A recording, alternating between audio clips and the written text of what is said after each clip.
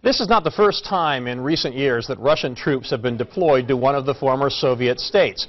In 2008, a war broke out between Russia and the former Soviet Republic of Georgia over two pro-Russian breakaway regions. And the Russian justification was the same one we're hearing now, the need to protect Russian citizens. For more, I'm joined from Kiev via Skype by Mikheil Saakashvili, who served 2 terms as president of Georgia between 2004 and 2013. Very good of you to join us. I want to start with asking you, Russia went to war with your country when you were president in 2008 over 2 breakaway regions, Abkhazia and South Ossetia. Do you think that pattern is repeating itself again, that this time it's over Crimea, possibly East Ukraine, and that do you think Putin was in some way emboldened by what happened in Georgia 6 years ago? Well, first of all, it's for me a total feeling of deja vu, because exactly the same things happened 8 years ago, sorry, 2008, when what happened really was that there is preparation for this whole thing. Russia was acting through, first through its proxies. They were arming them, they were doing armed provocations.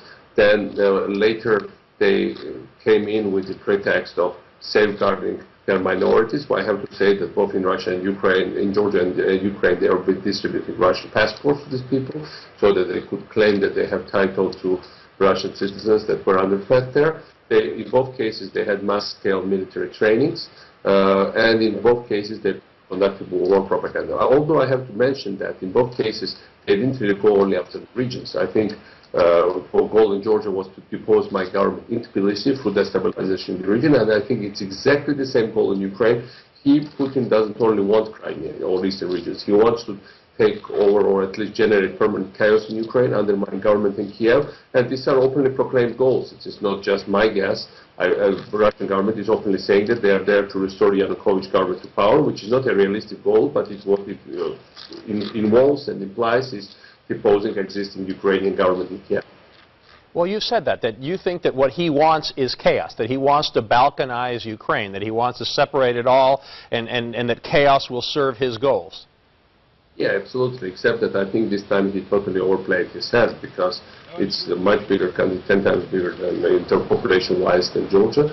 And indeed, I think he's emboldened by the fact that there was not much of a punishment that followed his invasion of Georgia, or even more. I mean, there were some Western interests and some Western experts, some, I would say, useful idiots, to use Lenin's words, when he called people who they could use inadvertently their own goals, the communists, but it's the same concerns to Putin's Russia, that would say, well, okay, Russia was not clean in that, Russia really acted badly, but Georgia was also to be blamed. And for Russia, it's not important to nobody can whitewash Russia. What Russia wants, that a victim also shares the blame. So actually they're trying the same in Ukraine. There are all people saying, well, maybe they have valid concerns. They're quoting all kind of different examples why they should be concerned, the Russians. Some people are starting to say, well, let's de-escalate the conflict. Well, it's not about de-escalation now. They occupy big chunk of a sovereign territory of an independent European country. They have to de-occupy it. It's not about de-escalation. Escalation is already there. What they need to do is de-occupy. This is a very important crisis, the gravest crisis in European history, maybe after Second World War. And actually, the further it gets, longer it lasts, the bigger it will get.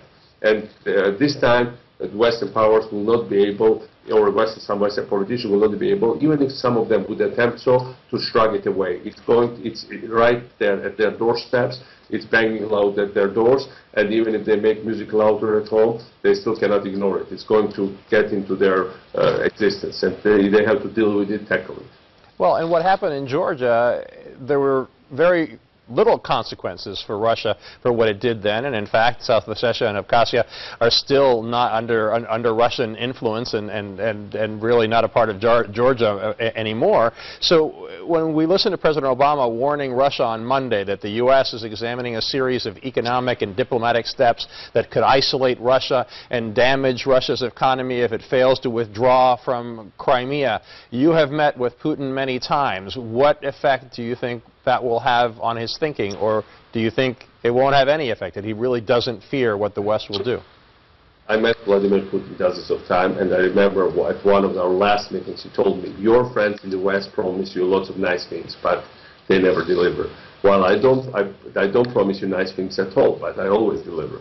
And that's his thinking, that, you know, West is about talking and small talk, and actually we are all about that, but he's all about being strong. So, having said that, I think that, you know, I have deja vu because Western powers were also talking about sanctions in our case, but then after a while it was business as usual. But this time, this crisis is not going away. I think Putin did it because he's desperate for some of the paranoid risks he sees inside his country, menacing his power. There is general fatigue with Putin government in Russia, despite there is no obvious opposition, obviously, for all the crackdown he did. So he really had to do something very dramatic. But I think it's not my visual thinking, but I still think that this time he will not be able to you know, overcome this kind of crisis which he himself generated with his own hand, and he basically he will himself succumb to it. There is no way he can carry it through. Ukraine is too big. Europe and the Americans have already experienced. The world in general, not only the Western powers, are not going to really tolerate this kind of behavior from the country which doesn't have adequate resources to do similar things. So I think this time it will just signify the end of Putin, but it will be massive. It will be it will take big toll, and I'm afraid it's not going to be a nice endeavor for anybody. But Crimea itself is not that big, and you have said that Western governments have much more leverage than they realize to move Russia. You've said that they just need to apply it. What is the leverage, and do you think they will apply it? Well, there are very simple things. You know, last time I was in Florida, it's full of you know, kids of Russian government officials and oligarchs. They have houses there. They enjoy nice lifestyle. They buy houses in Europe. Basically, most of them almost never go to Russia. But all they are there on Putin's money. Actually, Putin has the biggest amount of cash that anybody has ever controlled in world history. This is all black cash, but it is in Western banks. The West doesn't have to send tanks to Russia. Basically, they can send fiscal agents to their own banks. They can shut off these kids of oligarchs and their family members, or indeed oligarchs themselves, from their Florida houses. I don't think the West will go to war, and hopefully even larger war can be avoided, but we are facing here a protracted crisis. So, you know, there are lots of leverages that West can use, and once they use it, I'm sure at least closest surrounding of Putin will start to defect from him. And he is really standing on house of cards there.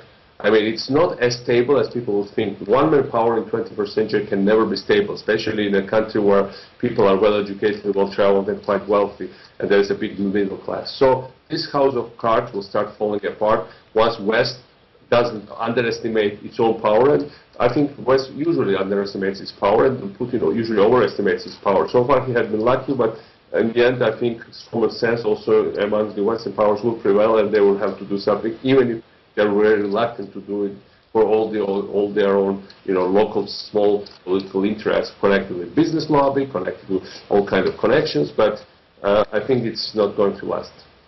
Well, we're going to talk to somebody later who's going to question Western willingness to do put some of those financial sanctions into place, and we'll discuss that a little more later.